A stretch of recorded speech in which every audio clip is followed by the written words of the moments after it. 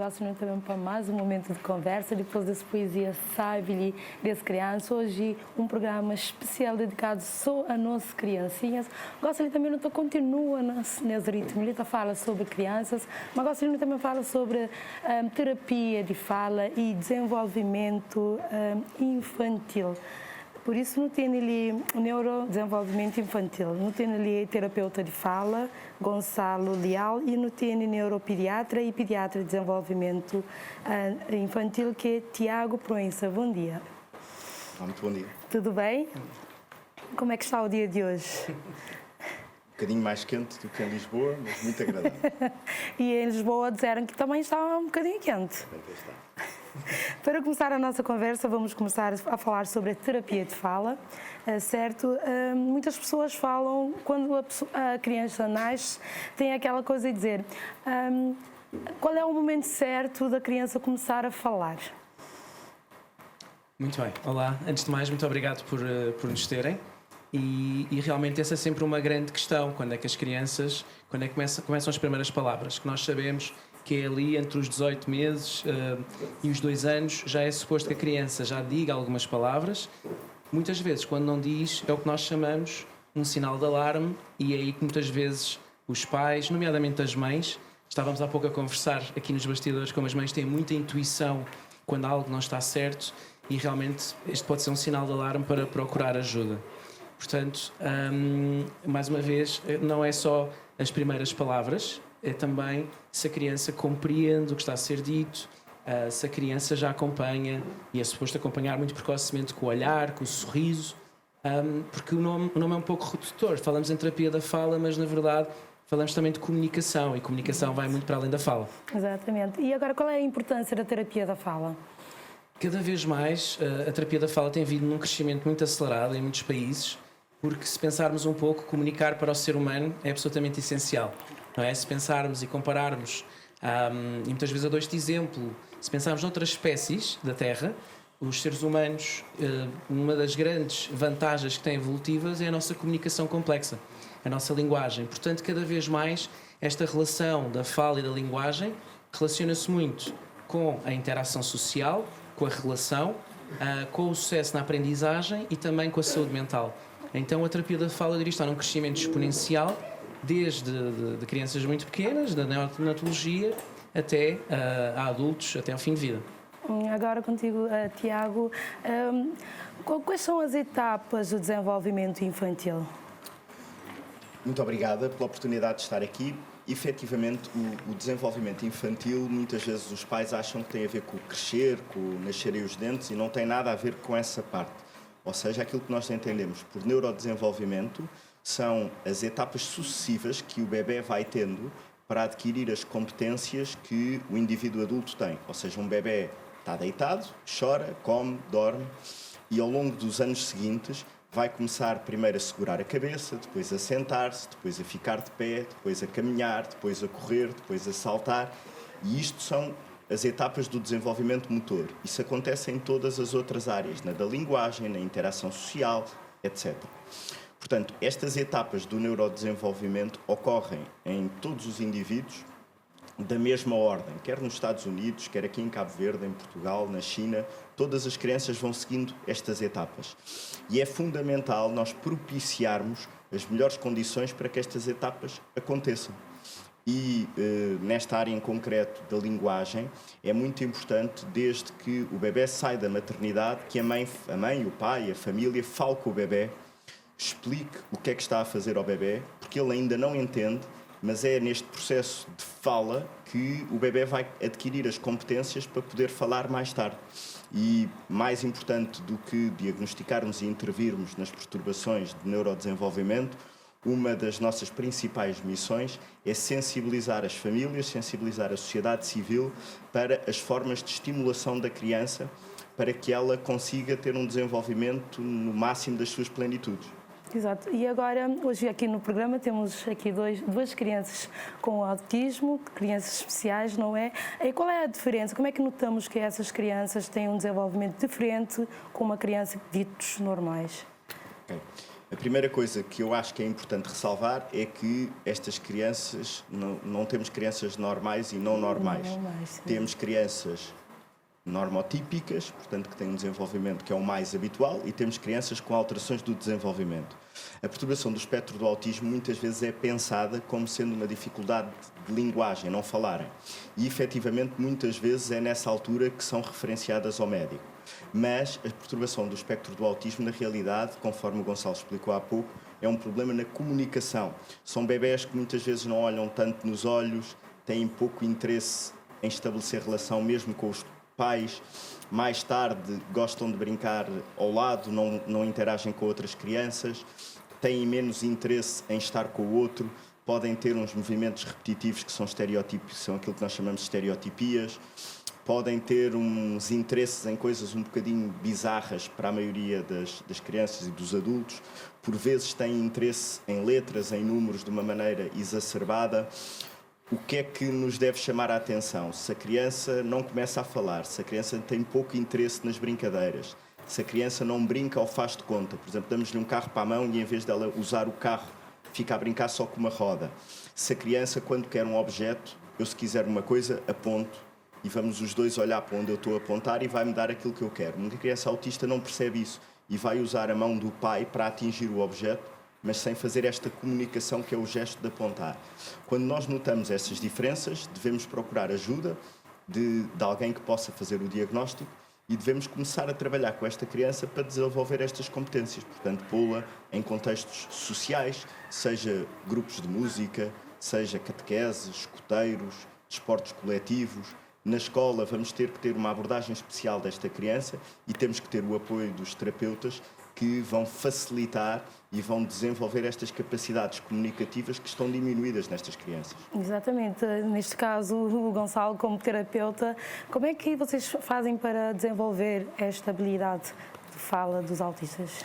Bem, apesar da área de espectro do autismo não é exatamente a minha área de especialidade, dentro da terapia da fala temos várias, mas eu acho que é importante ressaltar um pouco aquilo que o Tiago estava a referir. Às vezes temos a tendência de entre aspas, fechar crianças em diagnósticos, ou seja, achar que uma criança de espectro do autismo ou que são todas as crianças são iguais e, na verdade, não são. Cada vez mais falamos do conceito da neurodiversidade e da individualidade. Então, eu creio que, centrando aqui um bocadinho nas famílias, muitas vezes, esta semana uma mãe que partilhava comigo que o filho recebeu o diagnóstico de espectro do autismo e que estava em choque, e eu dizia, o teu filho é exatamente a criança que tu conhecias na semana passada, nada mudou no teu filho. Mas agora, se calhar, percebes a forma como sente, descodifica o mundo e se relaciona com ele, pode ser diferente. E aqui há um mar de possibilidades.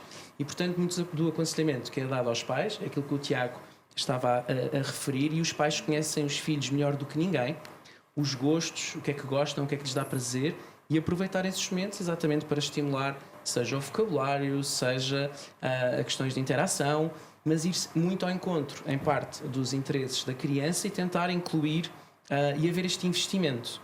Hoje de manhã também, em conversa com a Primeira-Dama, falávamos na questão da capitalização e da aposta nas crianças, e sabemos que muitas vezes os pais sentem que há pouco a fazer ou que há um certo estigma à volta destes diagnósticos. Nós achamos que é exatamente o contrário. Pode haver uma compreensão maior, um envolvimento não só profissionais de saúde, mas obviamente da família, da escola, e portanto haver uma comunidade que gira à volta destas questões é muito importante.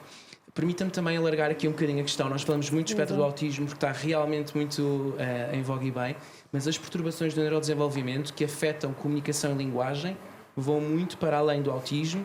Nós sabemos que mais de 10% das crianças pode ter uma destas perturbações. Muitas vezes não são tão visíveis ou, como alguns casos, se calhar mais graves de crianças dentro do espectro ou crianças com paralisia cerebral, mas sabemos que há uma percentagem muito grande de crianças que têm perturbações de linguagem, fala e comunicação. Isto pode afetar a socialização, pode afetar a aprendizagem e pode afetar a saúde mental também. Então, cada vez mais, realmente isto é um tema muito importante de discutirmos, de as famílias terem recursos, de formarmos profissionais, e é exatamente por isso que estamos aqui. Exato, e é nesse sentido mesmo que eu gostaria de falar convosco, porque aqui em Cabo Verde, já sabem, temos poucos recursos e isso também muitas vezes impede muitas famílias de levar a criança para um profissional, não é? E nesses tipos de casos, como é que podemos falar se vier ao caso de, por exemplo, repararmos que a nossa criança tem algum atraso na fala? Podemos fazer alguma coisa em casa que não é necessariamente ir a um profissional ou temos de ir para um profissional? Eu acho que havendo a possibilidade de um profissional, ou seja, eu imagino com caminhos paralelos, que é, havendo um profissional, acho que é muito importante recorrer, até porque muitas vezes há questões médicas, clínicas por trás destas barreiras. Vamos imaginar, por exemplo, uma criança que não está a ouvir, está com perda de audição. É muito natural, se eu não consigo ouvir, eu vou ter muita dificuldade em adquirir os sons da fala e depois dizer as palavras. Portanto, eu aconselharia sempre, havendo essa possibilidade, uma avaliação médica. Contudo, como o Dr. Tiago também referia, nós podemos fazer desde uma fase muito precoce, e aquilo que nós sugerimos ao máximo é as mães, os pais, conversarem com a criança enquanto estão a fazer uma atividade, nomear partes do corpo, por exemplo, quando está a fazer uma muda de fralda, no banho, falarem sobre os objetos, quando vamos com a criança às compras, falar sobre aquilo que estamos a comprar, ou seja, aproveitar quer situações do dia-a-dia e aproveitar situações que dão prazer à criança para se conversar, obviamente adequado àquilo que à idade, à faixa etária da criança, mas sempre de uma forma, o que nós chamamos mais maternal ou paternal, não é? Um discurso mais melódico, tentar que a criança, por exemplo, se estamos a brincar, que seja cara a cara, vamos imaginar que há uma criança que está com perda de audição. Se a mãe ou o pai estiverem a brincar de cara a cara, em vez da criança estar ao colo e não está a ver a nossa boca, se calhar já pode ser facilitador da aquisição de determinados sons. Eu ia acrescentar uma coisa muito importante e quero aproveitar estar num programa com tanta audiência e tão bem renomeado aqui em Cabo Verde para alertar para os riscos dos ecrãs, dos tablets e dos telemóveis. Nós, enquanto estávamos ali nos camarins, havia muita gente a mexer nos ecrãs. Nós agora, cada vez que temos um tempo de paragem, estamos nos ecrãs. E, no caso das crianças, isso é particularmente deletério, ou seja, se eu tenho uma criança que já tem dificuldade em comunicar, dificuldade em estar com o outro, dificuldade em expandir a sua linguagem, ela ao estar o tempo inteiro no ecrã, quando está à espera da refeição, enquanto está na escola, enquanto está em casa, em vez de estar a conviver, de estar sempre em contacto com o ecrã, vai impactar de forma muito importante o neurodesenvolvimento e, na minha prática clínica, muitas vezes em Portugal, eu tenho crianças que não falam, porque têm, por exemplo, uma perturbação do espectro ou outra perturbação da linguagem, mas as palavras que dizem são as cores em inglês ou falam em brasileiro sem estarem em contacto com pessoas dessa língua. Nessas crianças, o ecrã está a ter mais importante na educação dela do que os pais.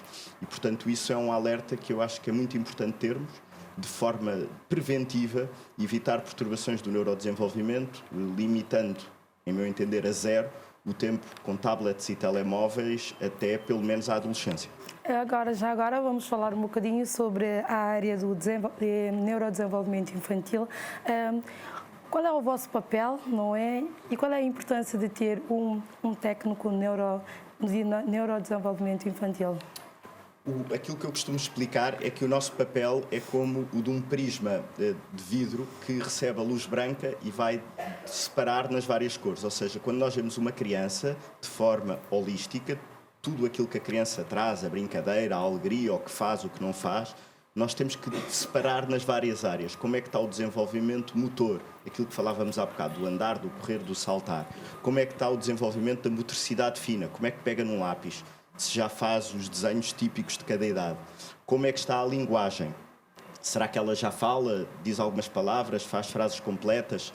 Como é que está a interação social? É uma criança que olha nos olhos, que consegue interagir, que tem bom contacto ocular? Como é que está a parte do desenvolvimento cognitivo? E somando todas essas áreas, vemos o que é que está alterado e tentamos chegar a um diagnóstico que nos vai permitir, em conjunto com os restantes técnicos, intervir de forma adequada e melhorar o prognóstico destas crianças. Se me permitir acrescentar aqui, na verdade, todos os técnicos que trabalham nesta área do neurodesenvolvimento, coordenada nas equipas por um pediatra do neurodesenvolvimento, todos nós trabalhamos em neurodesenvolvimento. O que é que isto significa? E se calhar lá para casa esta imagem que queremos que as famílias tenham. Tal como aqui o menino dizia ao poema que ser criança é ter voz. E esta é o trabalho dos terapeutas da fala é conseguir promover esta voz, esta comunicação. Eu quero que imaginem o cérebro de uma criança como uma esponja. que tem uma capacidade muito grande de absorção. E que se calhar aqui os dois ingredientes são, por um lado, sem dúvida nenhuma, é o amor da mãe, o amor do pai e da família, sobretudo dos pais, pode dar um grande impulso. E depois, claro, a repetição, estas tarefas, estas brincadeiras e talvez alertar os pais que tenham meninos que tenham diagnóstico ou que desconfiam que tenham diagnóstico. Muitas vezes temos aqui uma visão muito negra e parece que as crianças não vão ter capacidade, mas que invistam nas crianças o mais precocemente possível, que as estimulem, porque certamente vão colher resultados. Muito obrigada, Tiago e Gonçalo, por estar connosco no nosso programa. Obrigado. Agradecemos por trazer este tema muito interessante. Certamente teremos mais oportunidade para falar sobre este tema. Obrigado. Muito obrigada e boa estadia aqui em Cabo Verde. Obrigado.